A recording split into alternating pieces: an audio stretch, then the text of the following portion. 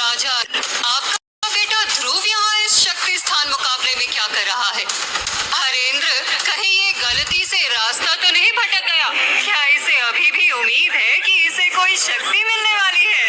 Marcus planet के सबसे शानदार शहर मेसोडेनिया में आज सारे बच्चे फिर अपनी शक्तियों का रैंक जानने के लिए आए थे।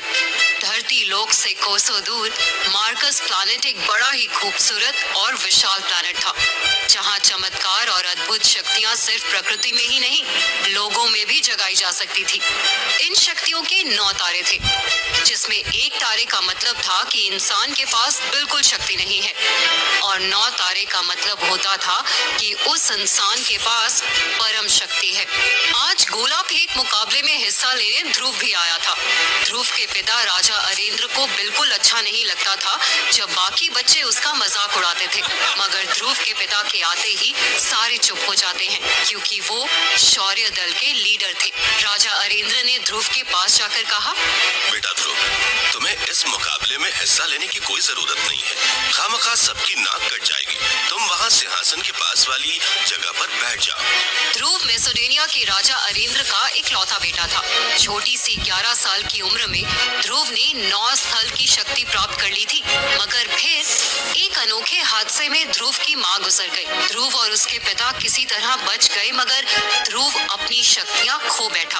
अब ध्रुव इन शक्तियों में सिर्फ 3 तारे तक ही पहुंच पाया था। उसकी बढ़ती उम्र का मतलब था कि अब उसके लिए ये शक्तियां पाना नामुमकिन था। ध्रुव ने अपने पिताजी की ओर देखा, जिनके चेहरे पर उदासी स्पष्ट नजर आ रही थी। पिताजी, मैंने इस साल बहुत मेहनत की है और मैं इस बार मुकाबला जीत कर ही रहूंगा। मुझे पता है कि तुमने मेहनत की है ध्रुव, मगर शक्ति स्थान में मेहनत काफी नहीं है। तुम्हारे अंदर मेरे अंदर वो बात नहीं है जो आप में है, यही ना? आपको भी मुझ पर विश्वास नहीं है? ये सुनकर ध्रुव के पिता के चेहरे पर उदासी छा जाती है। ध्रुव के पिताजी ने मन ही मन सोचा, बेटा ध्रुव, मैंने तुम्हें छोटी उम्र में 9 स्तर की शक्ति पाते देखा है, और उसके बाद तुम्हें शक्ति खोते हुए भी देखा है। काश मैं तुम्हें समझा पाता कि तुम्हारी मेहनत की नहीं, चमत्कार की जरूरत है। तभी ध्रुव ने फिर से अपने बाबा से कहा, बाबा, मुझे यकीन है कि इतनी मेहनत के बाद मेरी शक्तियाँ जरूर थोड़ी तो बढ़ी होंगी। तभी ध्रुव और उसके पिता देखते हैं कि वहाँ लारा भी शक्ति स्थान का मुकाबला देखने आई है। लारा अंबर दल के लीडर की बेटी और ध्रुव की मंगेतर थी।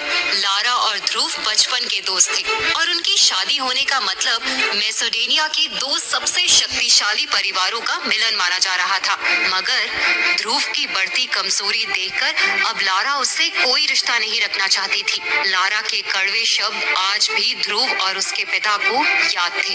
ध्रुव, तुम में तो इतनी भी शक्ति नहीं है कि तुम एक 10 साल के बच्चे के साथ लड़ सको। तो तुम जैसा लड़का मेरी रक्षा कैसे कर सकता है?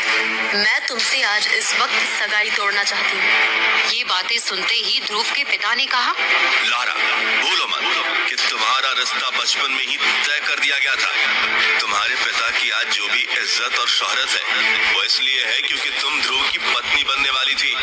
मेरे पिता ने मेरा रिश्ता एक शक्तिशाली और ताकतवर लड़की जिसने 9 तारे पा लिए थे उससे कराया था, और आज सामने जो लड़का खड़ा है उसके पास कुछ भी नहीं है। लारा, बात अगर शक्ति की है तो भूलो मत कि अगर ध्रुव की शक्ति आकर जा सकती है तो ये किसी और के साथ भी हो सकता है।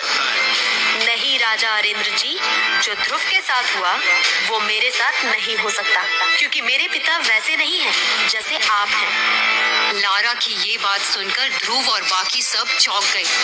आज तक ध्रुव के साथ बचपन में क्या हुआ था और उसकी शक्तियां क्यों चली गई थी, ये राज कोई नहीं जानता था। मगर लारा ने शायद राजा अरेंद्र को यूं ताना मारकर उन्हें काफी ठेस पहुंचाई थी। यहाँ तक कि ध्रुव ने भी कभी अपने बाबा से उस दिन की बात नहीं की थी जब ध्रुव की माँ गुजर गई थी और ध्रुव की शक्तियाँ चली गई थी। ध्रुव ने ये कड़वी बात सुनकर लारा से जाने को कहा, और उसने लारा से 3 साल का वक्त मांगा और उससे वादा किया कि वो 3 साल में एकलव्य रैंक हासिल करके रहेगा, और अगर नहीं तो लारा 3 साल बाद किसी और से शादी कर सकती है। लारा को लोगों की भीड़ में देखकर राजा अरेंद्र गुस्से से लाल हो जाते हैं। अपने बाबा के चेहरे पर गुस्सा देख ध्रुव कहता है, बाबा, आज से 3 साल बाद मैं साबित करूंगा कि मैं किसी से कम नहीं हूँ। और हाँ, मैं लारा को भी हरा कर रहूंगा। बेटा, अब तो मैं उस दिन का इंतजार कर रहा हूँ जब लारा का परिवार दोबारा इस रिश्ते के लिए आएगा। मगर इस वक्त तुम इस मुकाबले के लिए तैयार नहीं हो। बाबा, मुझे हार जीत के बारे में नहीं पता। बस इतना है कि मैं इस वक्त यहाँ से चला गया तो मैं कभी योद्धा नहीं बन पाऊंगा। मेरे अंदर एक आवाज है जो मुझे आज मजबूर कर रही है, और अगर मैंने उसकी नहीं सुनी तो शायद मैं नहीं बचूंगा। ध्रुव के पिता ये बात सुनकर पीछे हट जाते हैं। चाहे उन्हें अपनी इज्जत कितनी भी प्यारी हो, अपने बेटे की जान के सामने वो कुछ नहीं थी। ध्रुव मुकाबले के लिए तैयारी करता है। आज मुकाबले में उसे अपने एक हाथ से एक लोहे के गोले को फेंकना था। गोला जितना दूर जाएगा, उससे बच्चों की शक्तियों का अंदाजा लगाया जाएगा। गोला फेंकने के लिए बाकी बच्चे कई टेक्निक्स का इस्तेमाल कर रहे थे। रेंडिंग क्लॉज, ये कहकर एक लड़की ने हवा में गोला फेंका। पानी से फिर एक केकड़े की तरह शेप ले लिए और उस गोले को उड़कर पानी में और दूर फेंका। Octane blast. ये कहकर एक और लड़के ने गोला फेंका, जिससे गोला हवा में ब्लास्ट स्पीड